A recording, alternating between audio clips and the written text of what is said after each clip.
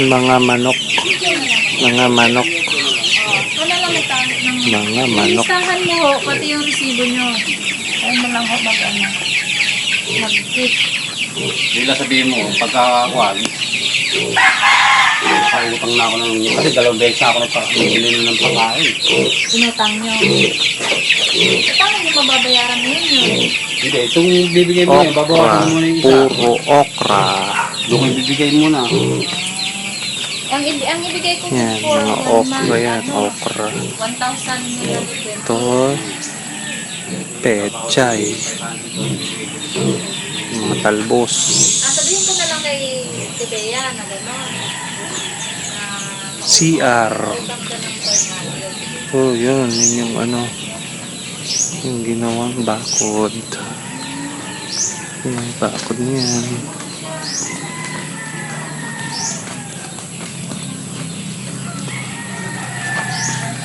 Malakas na kasi kumain yun, no? 50 kilo. Hindi ka ako ng 15. Ano na ngayon?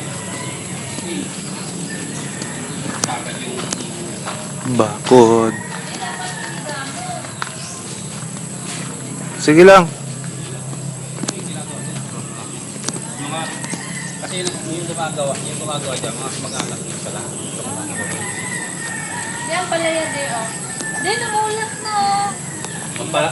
Ang palayan ligaw to, yung bilog to. Yung bilog yan, pero masarap ang pakit yan.